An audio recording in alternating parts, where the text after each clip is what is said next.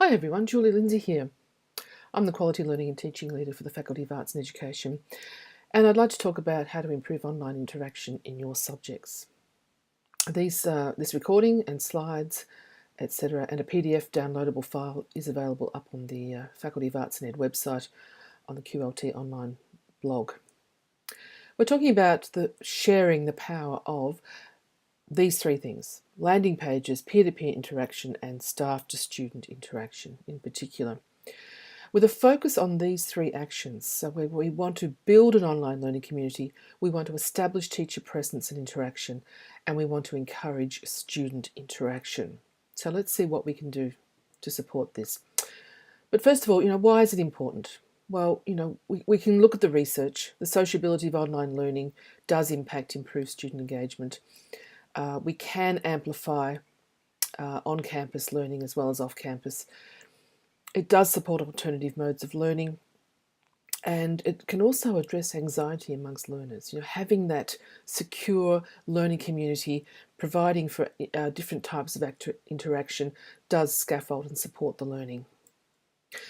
So let's see, teacher presence. What are we talking about here? So we're talking about visibility in the classroom. That's virtual as well as physical, of course. We're talking about asynchronous as well as synchronous learning modes, learner engagement, emotional, psychological and social learning, teaching online, effective communication. We do have some articles up on our blog, QLT online blog, that you can read about this as well. Teacher presence also impacts what you do on discussion forums. I'm not going to read all of that out, but Diana Laurillard has a wonderful text to support this as well that you can dip into. Talking about announcements in terms of teacher presence, remembering that Interact 2 is not social media, so it's always important to remind yourself as a staff member, as a leader of a subject, as a subject coordinator or teacher, that this is official university communication. So all of the points that I have on the right-hand side there apply, particularly in the way that you sign off on the announcement. Please make sure you have a full name, email address, telephone, or one of those two things to identify who you are. There is a suggested template that you might like to have a look at, but you could devise your own template that supports ongoing understanding of what your communications are in the subject. Read more about teacher presence through these links, and you can click on those when you have the PDF file or from the slides. So examples of CSU teachers and student interaction, just a couple of examples I wanted to share with you in this video. Deb Clark, EMR 441 subject, which is Curriculum Method 1 Health, PE and Outdoor Education. Some redesigning has been done here, and Deb presented a seminar recently where she said her top 3 ways to be present as a teacher is designing the welcome page, use of announcements, and of course screencasts. And she does say that she has seen, this is not official research, but she has seen an improvement in distance education student marks because of this enhanced teacher presence. So when you look at this subject and the landing page, and there are certain features that we need to recognise, there is quite an alternative approach to navigation, which is stylistically pertinent to what Deb wanted for this subject. It may not suit everybody, but certainly the way the artefacts that are used on the landing page in terms of the little icons, the previous student video sharing, that start button, don't you just want to push that start button? So things like that can liven up the starting page, the landing page. Moving to Paul Grover and his work in certain subjects and the things that he implements. There's a list there on the right-hand side. Let's just look at some of those. His navigation has subheadings, clear subheadings. He also includes all modules. You can see under subject study modules, he does list and link to every distinct module, which is quite a good feature to support student learning. He does discussion forum summaries as well. Oops, let's go back to that. Right. He has weekly topic mini lecture podcasts with full descriptions which is a great feature. If you've got, you've got 9 minutes you can spare to watch topic 11, for example, or 13 minutes for topic 10, and he gives a list of what's in each one as well. He does Adobe Connect tutorial online meetings, and he records those and gives how long they are, the link, of course, and what's in each one. And these are linked from the navigation.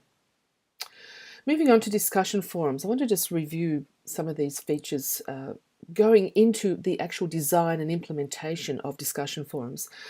So stay with me on this one, because I think a lot of people are doing discussion forums, but there might be some extra tips and tricks here that you're perhaps not aware of. So I want to start right from the beginning, setting up a discussion forum, and not just having that single discussion forum and allowing students to go in and manage it themselves or destroy it themselves, as we have often seen. Remembering, that, of course, that a forum is the main discussion or topic theme, and then within forums we have threads, which is a second level discussion around this topical theme. So you'd have a forum and then threads and threads, okay? And of course, to create the forum, you get started by clicking on Create Forum. Now, when you're in this create mode, don't forget to add the name of the forum. It's a good idea to add, so for example, if it's module 1, put the name of the module, module 1 connected learning, for example, or whatever that module's called, so it's clear to the students. And don't forget to add a description. And you have the option to make the forum available later on, not straight away, so that's something to consider there as well. Moving down in these forum settings, some important things I want to point out here. Make sure that you are allowing members to subscribe to the forum. This means that the forum posts, if they wish to subscribe, and you can encourage that, will come into their email. So they're getting that flow through their email without having to go into I2 all the time to see if there's been any activity. And also, make sure you select Include Body of Post in the email, because then they can actually read it in their email. Otherwise, they do have to go into I2. So this is an important feature to support interaction, interest, and then students wanting to go in and interact. Now, there's another one here.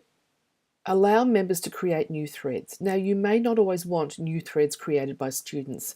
And I know in the case of Paul Grover, he often, when his subjects, doesn't want them to create new threads. And the way I've set my discussion forums up recently, I haven't always wanted that either. So be aware that that is an option that you can turn off, because you might want to set the modules and the threads for certain discussions and not let the students start their own threads that can become a bit unwieldy. So this is a typical discussion area, just to show you what this might look like. This is a subject that I'm running at the moment, INF 537. So I've got the introduction module discussions. I've got what I call the cafes open, which is really like a social forum, less academic. They can go in and ask anything, talk about anything. We have guest colloquiums. Then I've got the modules set up and the assessment items set up as discussion forums as well. So these are the essential forums. Now, if you have a look at Module 2, discussion, you can see that I've allowed subscription, so students can click on that and subscribe. You can see that with this is actually a thread of a discussion forum. And to subscribe to threads, there's just a drop-down box there. So you may not be aware of that. I only became aware of that recently as well. So once again, it's just a matter of showing students that they can subscribe to each individual thread as well, which is important. Also, how the discussion forum is viewed. Now, normally it comes up by default as a list, but don't forget you can also see it as a tree view, which means you can see, for example, Module 0.3, the different discussions for each individual discussion is a link there, and you can go directly to those. So that can be quite useful too if you're trying to find something, if you're trying to see how extensive the discussion is, that will give you that view. Now, designing a discussion forum. So start with adding forums, and then within the forums add threads. So you can see this is a screenshot of Module 3. I've clicked on Module 3 and then I've added 3 different threads there, or more actually. That's just the screenshot. And remembering, do you want students to start their own threads or keep them contained, in this case, in the threads that you start? This is an example of a forum where I did allow students to start their own threads, and this was an open forum to do with the final assignment. And they wanted to know all sorts of things. So there was no point me really directing them into certain threads because you can see by the topics there, they wanted different things out of that. Once again, this is an example from Paul and how he has given lecturer feedback as part of the discussion design. So some considerations. It is important the teacher is present and active in learning forums. So consider how present you want to be and what your strategies are to promote teacher presence. It is important that students build knowledge as they interact, share, synthesize the subject content and build discussions around this. So think about how you are managing and designing this. And it is important to have teacher to student interaction. So we want a learning environment where the teacher and students interact, etc. So how are you designing and managing this? Just some advanced features here. You can, with each forum, you can see the screenshot there, there's a drop-down box you can manage. If you select manage, then you can manage user roles. Now you might want certain users to be moderators, etc. So think about whether that's applicable to you as well, but that's another feature. Also, you might want to consider having student moderators in a group who will manage discussion and provide summary feedback. And that's something I'm trialling in my own subjects this semester or this session. And what I'm doing is I'm asking student moderators to do summaries of the module, which usually lasts for about a week, module discussion, to do summaries and to post that to also promote more discussion. Asking people to read the summary and say, well, I didn't realise she said that or he said that, and coming in again and having more discussion. So in the box down the bottom there, of course, I've said all moderation is meant to keep the conversations alive and to promote a learning community where there is explanation and synthesis of the module content to support enhanced understanding. So I've given you some guidelines there as well. And this is what it looks like. I actually use a Google Doc to capture student choice for moderation. They just go into the Google Doc and add their names, which module do they want to moderate, etc. And I do it in groups of 3. So this becomes, once again, a group activity as well for student interaction. This is just a quick example of one student moderation summary that was posted recently. They've added an image. There's more material further down, actually, but just that bullet point summary is quite effective. So moving on, another technique that might be useful for you is this whole idea of blogging buddies. If you're asking students to blog, if you're asking them to do reflective practice, whether it's for assessment or not, you might want to put them into groups. I use a Google form. You can see on the left-hand side there, I capture their information through a Google form. It gets poured into a spreadsheet, see on the right-hand side there, and then I've color-coded them into buddies. Groups of 3 or 4. Mid-session, I change the groupings. All right, so this is an expectation in this particular subject that they will be blogging often, not every week necessarily, and I thought it was better to put them into smaller groups rather than saying, go and read other people's blogs. Well, this little smaller subset of the larger group, smaller community of 3 or 4 students, are now responsible for making sure they are keeping in touch with their group members, reading their blogs, responding, supporting the learning, etc. So in terms of assessment, consider, of course, if you want to use this, this type of interaction for assessment, the sort of considerations and what you can do. It is an important formative process. A discussion forum can be part of that. Online chat sessions, Adobe Connect meetings as well. So think about what else. Pros and cons for assessment and discussion forums. If you have an assessment that relates to the discussion forum, yes, you will have forum activity and it can be interesting, etc. A con of this, of course, is that it often fosters trivial responses and not necessarily peer-to-peer interaction. It could be sort of like stating something because you've asked them to look up something and state it. And there's often evidence of repetition of answers. So be careful about how you link in discussion forum and other types of interactions with assessment. It of course can be done effectively, but just be careful with that.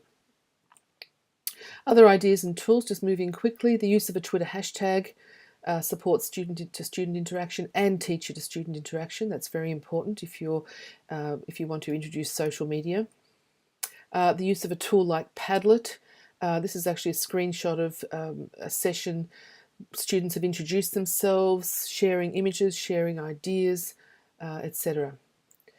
The use of wiki spaces for group work, or a wiki. It doesn't have to be wiki spaces. This is actually the ETL 523 subject, where in teams it was part of their assessment to create a wiki learning module. And of course, CSU ThinkSpace. We talked about blogging before, using that journal, the blog as a journal, as a reflective learning area, and encouraging comments from students and teachers.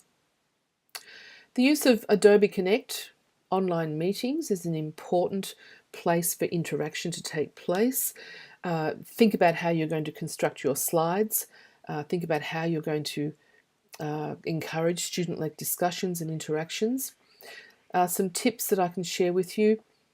Layout of the room to maximise the interaction.